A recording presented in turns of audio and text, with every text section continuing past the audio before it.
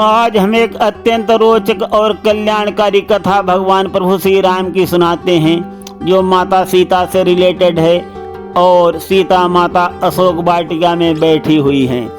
पवन पुत्र जी जाते हैं उनका पता लगाने और लंका को जला करके पुनः माता सीता से मिलने आते हैं और कहते हैं कि हे माता, मैं अब वापस रामादल को जा रहा हूँ आपका पता लगाकर, और आप मुझे कोई ऐसा चिन्ह दीजिए जिससे मैं भगवान प्रभु श्री राम को विश्वास दिला सकूं। जैसे भगवान प्रभु श्री राम ने मुझे ये मुद्रिका दी थी जिससे आपने मुझे पहचान लिया, तो इसी तरह कोई निशानी हमें दीजिए माता।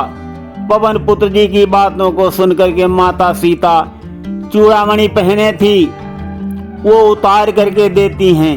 तो साथियों, लोगों की तर्क वितर्क करने की आदत होती है। भगवान प्रभु श्री राम सारे संसार में समाये हुए हैं और ये सारा संसार भगवान प्रभु श्री राम में समाया हुआ है, फिर भी लोगों को तसल्ली नहीं होती है। कुछ लोग तर्क और वितर्क कर ही देते हैं। यहाँ पर एक पूजनीय गोस्वामी जी ने चौपाई लिखी है, चूड़ामणि उतारी तब दयऊ, हर्ष समेत पवन सुत लयऊ। तो यहाँ पर उसी समय ये तर्क हुए थे, अभी के नहीं हैं। संत जनों ने तर्क किया था कि निकार शब्द का प्रयोग करना चाहिए। सदभा भूषण कहत निकारे, विधवा भूषण कहत उतारे। सीता माता सौभाग्यवती हैं। पूजनीय गोस्वामी जी को निकार शब्द लिखना चाहिए, निकारी तब दयऊ, ऐसे तर्क आया। तो इसका बहुत सुंदर अर्थ निकलेगा, हम बताते हैं अभी। तो आज जितने भी तर्क हुए हैं वो सभी हम आप सभी को एक साथ बताते चलें। पूजनीय गोस्वामी जी ने लिखा है कि रंग भूमि जब सिय पगुधारी, रूप देखी मोहे नर नारी, भावन नारी नारी के रूपा, पन्न गारी यह चरित अनूपा। तो इन चौपाइयों पर भी संत जनों की टिप्पणी आई कि महाराज आपने तो एक ही साथ दोनों चीज लिख दिया। एक तरफ लिख दिया कि भावन नारी नारी के रूपा, कि नारी नारी को देख करके मोहित नहीं होती है, और दूसरी तरफ आपने लिख दिया कि रूप देखी मोहे नर नारी। जब माता सीता को मान लिया कि नर देख करके मोहित हो गए, किंतु नारियां कैसे मोहित हो गईं? जब आप एक तरफ लिख रहे हो कि भावन नारी नारी के रूपा, तो माता सीता भी नारी के रूप में देवी हैं। और पूजनीय गोस्वामी जी ने इन दोनों चौपाइयों का अर्थ एक ही बार में बता दिया है कि जब से लात भृगु ने मारी, तब से नाम पड़ो पगुधारी। भगवान प्रभु श्री राम को पगुधारी कहा गया है।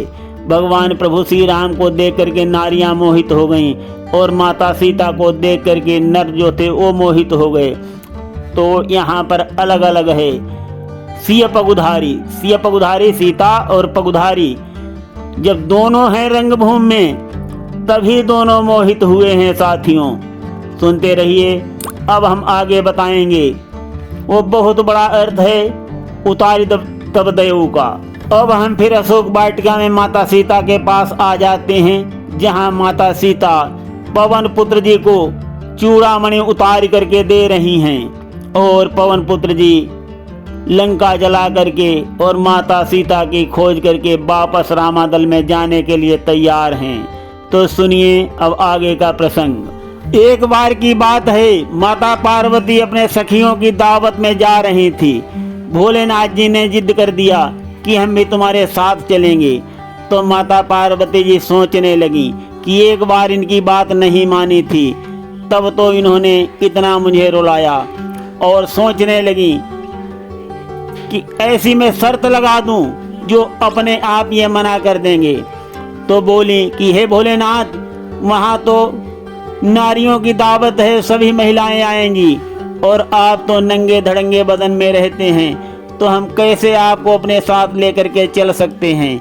अगर आप हमारे कपड़े पहन लो तब हम विचार कर सकते हैं। भगवान भोलेनाथ बहुत दयालु और मनमौजी हैं।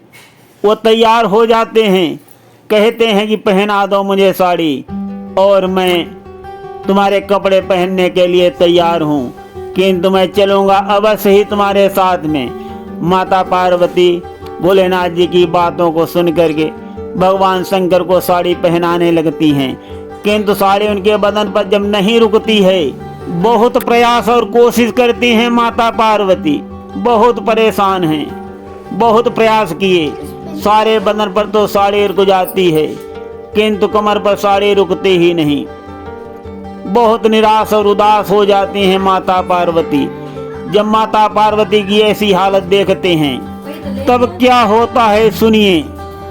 भगवान भोलेनाथ कहने लगे कि कोई सांप लाओ और बांध दो मेरी कमर में, वो कस के टाइट रखेगा तो साड़ी रुकी रहेगी कमर पर।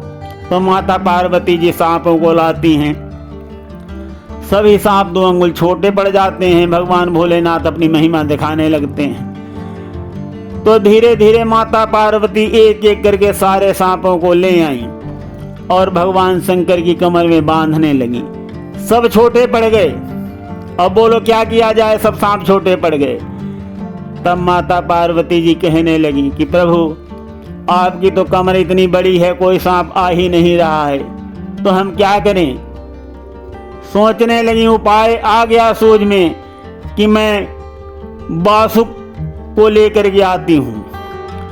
तो माता पार्वती जी बासुक महाराज नाग देवता को याद किया, कहा कि वो तो इतने बड़े हैं, वो तो आ ही जाएंगे भगवान शंकर की कमर में। तो महाराज बासुकी आ गए और हाथ जोड़कर विनती करने लगे। कैसे याद किया माता। तो माता पार्वती ने कहा कि हे बासुकी, थोड़ी देर के लिए आप शंकर भगवान का आभूषण बन जाइए। माता पार्वती की बातों को सुनकर के बासुकी बहुत प्रसन्न होते हैं और कहते हैं कि हे माता, ये तो मेरे लिए बड़े सौभाग्य की बात है जो मैं भगवान शंकर का आभूषण बन रहा हूँ। और आ जाते हैं तो माता पार्वती जी कहती हैं कि ये साड़ी नहीं रुक रही है तो आप इसको रोक दो किसी तरीके से। भोलेनाथ जी की कमर में आप लिपट जाओ और साड़ी को पकड़े रहना। तो बासुकी जी तुरंत लिपट गए, लेकिन भोलेनाथ जी ने अपनी महिमा का विस्तार और बढ़ा दिया। वो भी 2 अंगुल छोटे पड़ गए। जब बासुकी जी भी 2 अंगुल छोटे पड़ गए तो माता 1 अंगुल। तो माता पार्वती जी ने सोचा कि लाओ 1 अंगुल छोटा है तो अब थोड़ा टाइट करके खींच लूं तो 1 अंगुल तो बढ़ ही जाएगा। तो माता पार्वती जब बासुकी को खींचने लगी तो उनके दर्द उत्पन्न हो गया। इतना दर्द हुआ, इतना दर्द हुआ जो उनके आंसू आ गए। तो उनके 2 आंसू जब जमीन पर गिरते हैं तो तुरंत 2 कन्याएं बन जाती हैं। एक का नाम है सुनैना और एक का नाम है सुलोचना। ये महाराज बासुकी की 2 कन्याएं हैं, महाराज जनक की पत्नी सुनैना और मेघनाथ की पत्नी सुलोचना। तो मेघनाथ ने तो बासुकी को जीत करके सुलोचना का विवाह किया था, जबरदस्ती किया था। और सुनैना की शादी महाराज जनक के साथ विधि विधान पूर्वक हुई थी। जब विधि विधान पूर्वक शादी हुई तो महाराज जनक जी इंद्रदेव के यहाँ आते थे अखाड़ा लड़ने के लिए, जो कहानी मैं आप सभी को सुना चुका हूँ। महाराज जनक जी ने अपने विवाह में इंद्र सहित सभी देवतागणों को निमंत्रण दिया और अपनी शादी में बुलाया। और यहाँ बासुकी जी ने ब्रह्मा विष्णु महेश सबको अपनी कन्या की शादी में बुलाया। तो सारा सुरमंडल, सारा ब्रह्मांड महाराज जनक और सुनैना जी की शादी में सम्मिलित हुआ। महाराज इंद्रदेव एक चूड़ामणि लेकर के भेंट स्वरूप आए। जब इंद्रदेव एक चूड़ामणि भेंट करने लगे, ये देख करके त्रिदेव दंग हो गए और उन्होंने महाराज इंद्रदेव को फटकारा। कहने लगे तुम्हारे तो अधीन सब कुछ है, हम लोगों ने तो सब कुछ तुमको ही दे दिया है। तुम महाराज जनक और सुनैना की शादी में केवल एक चूड़ामणि लेकर के आए, ये तो अपशकुन है। ये सुनकर के महाराज इंद्रदेव बोले कि हे प्रभु, मेरे यहाँ सबसे कीमती यही है, वही वस्तु मैं लेकर के आया हूँ। ये चूड़ामणि की खासियत है, ये चूड़ी जिस राज में रहेगी उस राजा को कोई जीत नहीं सकता, अजय हो जाएगा वो। इससे कीमती और क्या हो सकता है। ये चूड़ामणि हाथों में नहीं पहनी जाती है, ये मस्तक में पहनी जाती है, इसलिए ये एक ही है। तो महाराज इंद्रदेव की बातों को सुन करके सभी लोग बहुत प्रसन्न हुए और सुनैना के मस्तक में वो चूड़ामणि पहना दी गई। जब सुनैना माता सीता की शादी भगवान प्रभु श्री राम के साथ करती हैं तो वो सोचती हैं अब हमको क्या, हमारे बेटी दामाद अजय रहें। और यहाँ पर ये भी बता दूं, उसी चूड़ामणि के प्रभाव से महाराज जनक को किसी ने जीत नहीं पाया, वो हमेशा अजय रहे, अजय। वो चूड़ामणि का प्रभाव ही ऐसा था। और माता सीता वही चूड़ामणि पहने हुए लंका की राज में बैठी हुई हैं। माता सीता जी सोच रही हैं ये चूड़ामणि हम पहने हुए लंका में बैठे हैं तो भगवान प्रभु श्री राम रावण पर कैसे जय पाएंगे। तो यही माता सीता के मन में सोच हुआ और उन्हें वो चूड़ामणि बहुत बोझ के बराबर लगने लगी, बहुत बड़े बोझ के बराबर लगने लगी चूड़ामणि। और अब हम आप सभी को बता दें कि जब कोई बड़ा काम होता है चिंता वाला, तब वो क्या लगने लगता, हमारे सिर पर बहुत बड़ा बोझ लगने लगता है। तो माता सीता जी बहुत बड़ा बोझ समझ रही हैं उस चूड़ामणि को।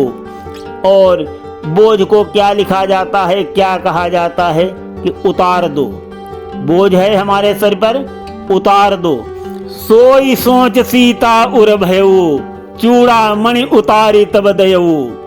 पूजनीय गोस्वामी जी ने यही लिखा है, इसीलिए उतारना लिखा है। साथियों, ये अर्थ सुनकर के सभी संतजन पूजनीय गोस्वामी तुलसीदास जी की जय जयकार करते हैं और बहुत बड़ाई देते हैं।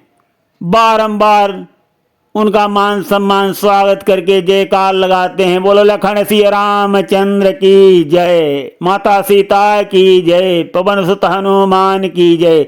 अब हम प्रसंग को यहीं पर विश्राम देते हैं। सुनते रहिए अत्यंत कल्याणकारी और रोचक कथा भगवान प्रभु श्री राम की। धन्यवाद।